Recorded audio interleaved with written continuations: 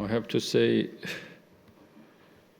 I feel very sorry that I have prepared my slides in Korean, and I didn't even expect that there should be a foreigner in the audience, because we were kind of discussing the way to secure these human resources in various fields. So please use the Plan B for the hearing.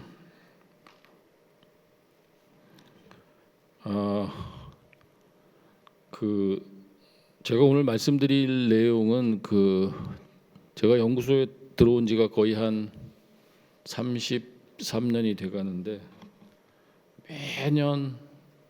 매해마다 나오는 연구소의 문제점에 대해서 제가 조금 말씀을 드리고자 합니다. 그러니까 이 이야기는 사실은 양자와도 관련이 있지만 일반적인 연구소와 굉장히 인력의 수급이라든지 운영에 굉장히 많은 관련이 있다고 생각되는 문제고요. 그래서 먼저 출연연의 문제점에 대해서 제가 좀 간단하게 말씀을 드리고, 그 다음에 그 문제점 중에서 인력과 관련된 문제를 제가 좀 말씀드리고 해법 제안을 하도록 하겠습니다. 지금 이제 30년 동안 계속 지적되는 그 출연연의 문제점은 돈은 예산은 굉장히 많이 투입이 되는데 결과가 별로 없다는 거죠.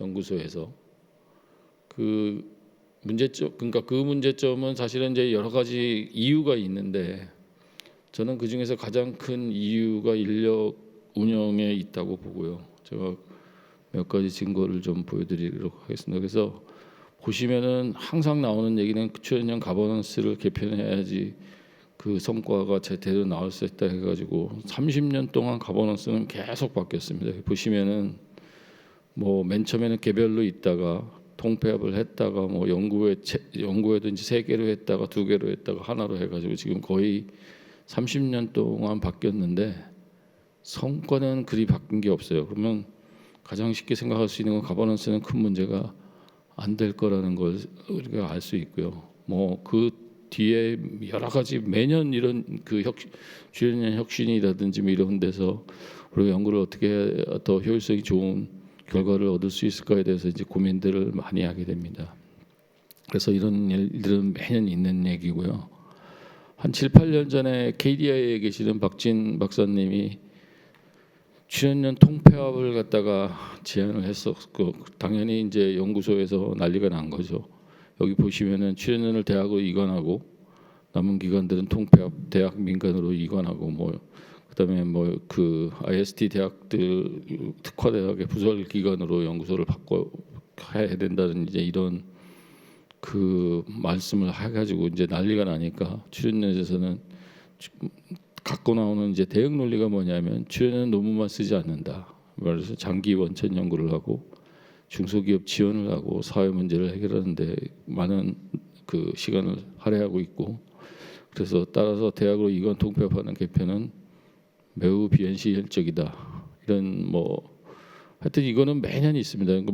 여기 보시면 17년, 18년 계속해서, 그리고 최근에는 이제 과학계 난리가 났다는 이제 기사가 났는데, 저희가 이제 연구 경영 평가를 3년, 6년마다 이렇게 하고 있는데 이걸 이제 2년으로 통합 시행하는 걸로 바꾼다고 하니까 난리가 난 거죠.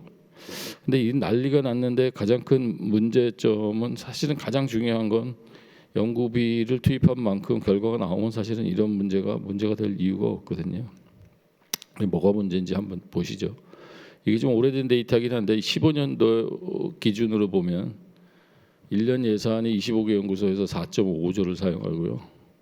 근데 독일의 이제 MPI하고 프라운호퍼 게젤셰프트 여기 두 개를 합친 155개 연구소 총 예산이 4.3조입니다. 근데 그때 이제 그때 네이처 인덱스를 갖다 2015년 기준으로 이제 MPI를 보면 그 지수가 1964인데 25개 출연연 총합한 게 500이 안 됩니다. 근데 2023년에 이제 또 새로운 기준이 뭔가 약간 바뀐 것 같은데 숫자가 좀 많이 달라지긴 했는데 2023년 기준으로 보면 그 차이는 더 커졌어요. 그 전에는 500대 2000이었는데 이제는 120대 1200이 돼 버렸습니다. 이게 문제가 있는 거죠. 이 문제가 어디서 나오는 건지 잘 감이 없으실 수가 있는데, 이게 이제 2023년 작년 네이처 인덱스 한국의 피지컬 사이언스 분야에서 보고된 논문에 기반한 이제 지표입니다. 제일 보시면 1등이 이제 카이스트로 돼 있고 6번은 IBS로 돼 있고요. 그다음에 9번이 키스트고 저 밑에 이제 화학연구소, 그다음에 저 표준과학연구원 이런 순서로 돼 있는데, 거기 보시면 IBS 자체는 그러니까 교수님들은 여기에 대해서 좀 반감을 갖고 있으실 분들도 있었지만 IBS를 출연연의 컨셉으로 보면 굉장히 성공한 모델입니다. 그러니까 굉장히 짧은 시기에 굉장히 적은 제한된 예산으로 굉장히 좋은 실적들을 내고 있고요. 물론 이제 그런 사람들을 뽑았으니까 그런 거고요.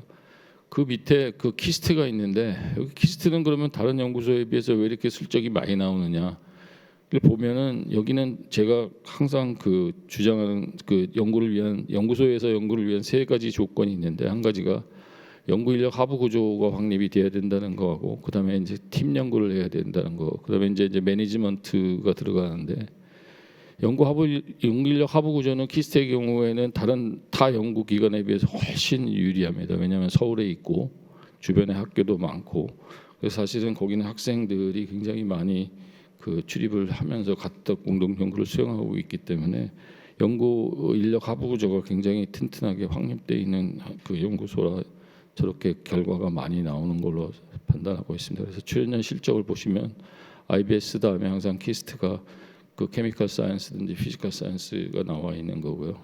미국 국립연구소를 보면은 거의 대부분의 연구소가 굉장히 수치가 높은데, 그 이유 중에 하나는 대부분의 국립연구소는 학교 주변에 있습니다. 그러니까 여기서 학생들을 공급받고, 그리고 학생들뿐만 아니라 같은 교수님들과 같이 연구를 수행하고 있기 때문에 투입된 연구비만큼이나 실적을 갖다가 낼 수 있는 그런 기반을 충분히 확보하고 있기 때문에 이제 이런 결과들이 나오는 거고요.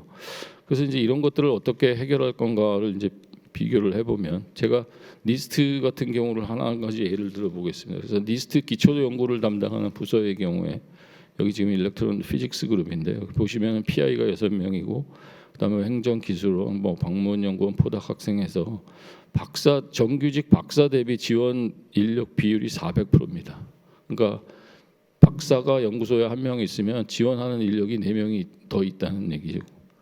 그다음에 표준은 사실은 논문이 그렇게 많이 나오는 분야는 아니어서, 그래서 사실은 여기 보시면 위촉원이라고 하는, 그러니까 프로젝트 펀드를 가지고 이제 외부 사람들 하에서 쓰는 이런 경우인데, 여기도 보시면은 정규직 박사 대비 지원 인력 비율이 340%입니다. 그러니까 엄청난 지원 인력이 있어야 사실은 그만큼 연구비 투입한 만큼 결과가 나온다는 걸 의미하고요. 그래서 따라서 이제 인력 하부 구조를 확보하기 위해서는 우수한 연구생뿐만이 아니라 우수한 포닥을 기관별로 엄청 늘리는 것이 필요하고, 사실은 저희가 이제 최근에 시작한 카이스트 크리스의 트리 양자대학원은 사실은 우수한 출연연 학생연구원 확보를 위한 아주 혁신적인 제도로 판단을 하고 있고요.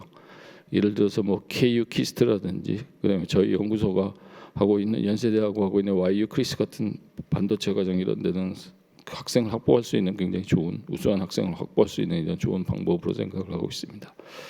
그다음에 이제 연구 조직인데요. 여기 연구 조직은 출연연의 가장 큰 문제는 뭐냐면, 연구원들이 대부분 다 혼자 혹은 한두 명이서 연구를 갖다가 수행하려고 하는 이런 개인적인 성향이 굉장히 강합니다. 근데 연구소에서는 이렇게 하면 안 되는 게, 학교하고 달리 학생들을 확보할 수 있는 그런 기회가 별로 없기 때문에 절대 이렇게 하면 안 되고요.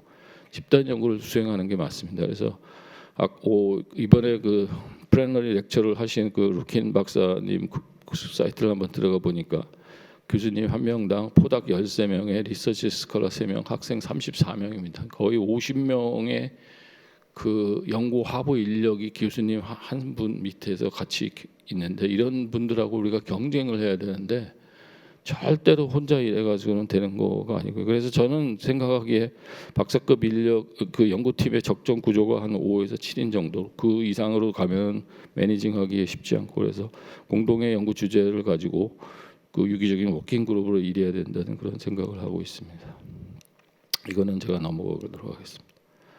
그래서 출연연이 제대로 일을 하기 위해서는 이런 인력 하부 구조 확립이 굉장히 중요하고 연구 조직을 개편을 통해서 정말 그러니까 5에서 7인 정도의 팀 기반의 연구를 할 수 있는 그런 조직으로 만들어줘야 된다는 생각을 하고 있고요. 그 다음에 그 출연연의 역할은 뭐 아시다시피 거대 시설 기반의 그 연구 장비 기반 연구 인프라 확충을 하는 것들이 굉장히 중요하고 그 다음에 실질적인 산학적 협력 연구 거점 그런 게 결국은 이제 미래 산업의 기초가 될 거로 생각을 하고 있고요. 그다음에 박사 인력의 트레이닝이나 버퍼의 역할을 할 수 있는 그런 역할을 해야 된다고 생각을 하고 있습니다. 그래서 양자 생태계에서 우리 출연연의 우수 인력 확충 방안을 보면 그 인력 하부 구조를 확립하는 게 출연연에서는 가장 중요합니다. 그래서 우수 포닥 예를 들면 슈퍼 포닥 같은 거는 저희가 옛날에 하고 있던 제도인데 어느 정도 1, 2년 안에 성과가 나오면 정규직으로 전환을 해주는 그런 이제 포닥을 미리 뽑는 경우도 있고요. 그다음에 이제 최근에 들어서 이제 세종 펠로우 같은 거는 사실은 이제 펀드를 바깥에서 이제 들고 오는 이런 펠로우 그런데 이런 펠로우들이 그 출연연에만 일할 수 있도록 하는 뭐 이제 이런 프로그램 같은 것도 좀 필요할 것 같고 계속해서 이제 출연연과 대학 사이에 그 양자 대학원 프로그램 같은 것들이 좀 많이 신설되면 좋겠다고 생각하고 있습니다. 그다음에 역시 출연연은 대형 인프라 설비를 구축해야 되는 거고요. 그래서 대형 인프라 구축은 사실은 어떻게 보면 머티리얼 캐릭터라이제이션 하는데 굉장히 많은 그 설비가 투자가 되는 거고 그렇다면 양자 소재로서 연구를 영역을 굉장히 확대하는 것도 이제 필요하다고 봅니다. 그다음에 우수 연구원 동기부여라든지 그러니까 우수 중견 연구자 유치라든지 PBS 확대 개편은 PBS 하면은 그 자기가 받는 월급이 나오는 그런 연구 과제를 바깥에서 받아가게 되기 때문에 일부 연구소에서는 이게 굉장히 좀 짐으로 작용하긴 하는데 굉장히 많은 연구소에서는 이게 PBS 시스템이 사실은 어떻게 보면 인센티브를 받을 수 있는 그런 시스템이기 때문에 사실은 뭐 이렇게 저는 개인적으로는 이게 나쁘다고 생각지 않고 있고 그 밑에 잘 안 보이는데 그 뭐였는지 생각이 안 나. 우수 관리자 초청인데 거기 지금 가려져 가지고 안 보이는데 최근에 오늘 아침에 난 기사인데 그 연구원 같은 경우에 이제 기술료를 이용을 해서 그 굉장히 우수한 연구자를 갖다가 지정해서 뽑을 수도 있고 연봉도 상한선 없이 거의 줄 수 있는 그런 그 방법들이 생겼기 때문에 굉장히 좋은 그런 우수 연구자를 위치를 해서 그분들을 중심으로 대형 과제를 갖다가 수주하고 해서 연구를 수행하면 연구를 굉장히 잘할 수 있을 거로 생각을 하고 있습니다. 네, 이상입니다.